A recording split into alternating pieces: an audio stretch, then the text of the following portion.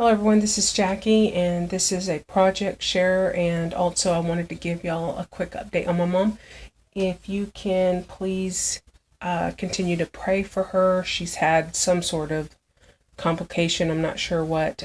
She's in the hospital and she wasn't in any pain but just really weak, and they're just trying to determine if that has to do with the chemo or something to do with the cancer or something else altogether. So if you'll just continue to pray for her, I'd appreciate it.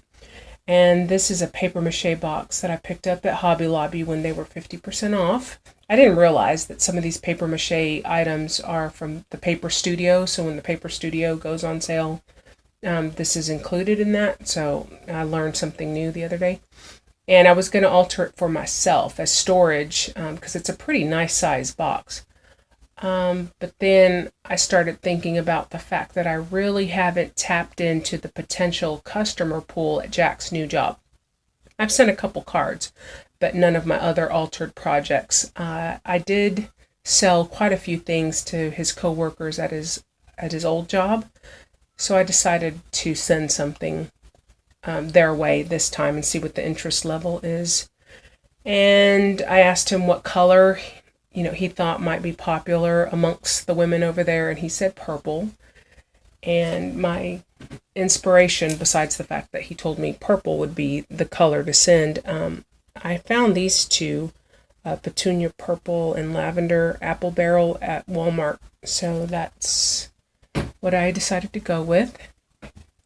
And it worked out really well because I'd gotten these knobs from the dollar store for a different project, but I realized that they coordinated very well with the color palette that I was choosing for the box, so I decided to use them on here instead. I did have to go get another package because I wanted to use one for the lid as well. And so the purple, the darker purples on the outside, and then the lavender colors on the inside. And I did seal the outside of the box and the lid with Mod Podge, but I did not seal the inside. It's just painted. And let's see, I'll show the bottom real quick. You can see the 4 knobs for the feet. And this lace trim is from Lavish Laces. I used all of it except for 2 little scallops. All the rest of it was used on this box. And I'm really proud of myself for not hoarding it and actually using it, although I was sad because it's really pretty. And that is this lace is actually the reason I used the knobs, that and the fact that they coordinated, but I wanted to have this scalloped bottom or trim at the bottom, so I needed some height. And then that's just some lavender flatback pearl trim that I had in my stash. The frame is from Michael's and it was 79 cents on clearance.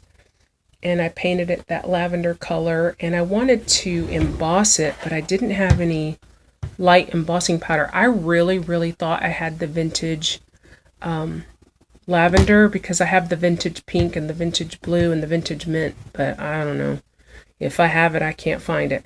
So what I did was use some clear glitter glue, and so I put that on the frame. On the inside, the paper in the background is some Recollections paper, and it just has a script on it. You can see my table is wonky. And then that's just some white cardstock that I stamped this sentiment, and the sentiment is from, I think I got the stamp at Hobby Lobby. And it says, "Delight yourself in the Lord, and He will give you the desires of your heart." And then I just distressed the edges with my distress tool, and then I used some vintage photo, and I really like how that came out. The pearl trim here is from my stash, and it's iridescent. It's not just white, it's iridescent, and I know the camera's really not going to pick that up, but it's really pretty. And then over here, this flower is from Prima, and I had sprayed this previously when I was doing a review on all the different color sprays that I had, and that's that Simply Pastel in the purple. And then these leaves, these little daisies, and then these white rosebuds I got from Lace Boutique on Facebook. These two two-toned roses I got from Sock Crafters, and I believe those are Wild Orchid Craft flowers, but I'm not sure. And then these two-tone, this one and this one, I bought from Wild Orchid Crafts. And then this is just a spray that I got from Joann's that I kind of cut up and tucked in. And then there's a piece of lace back here that I kind of gathered. Similar arrangement at the top, minus the larger flower and the rosebuds. I just used some smaller white roses that I had in my stash here. But same lace, same spray. And then this is just a little angel that I had in my stash, and I put stickles on the wings.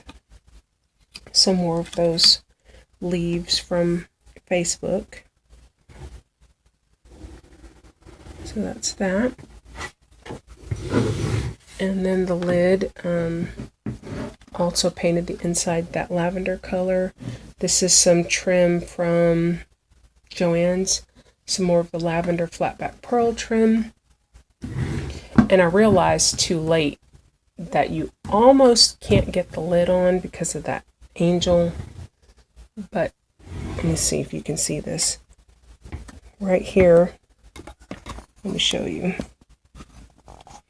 The tip of the wing just barely goes in between those two pearls. I lucked out.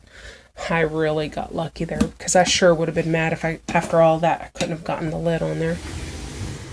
So yeah, hopefully somebody's interested in that, and I get a nice little customer pool there. So thank you so much for watching. Thank you for continuously asking about my mom and keeping her in your thoughts and prayers. It means a lot to me. Thank you so much for watching. Bye.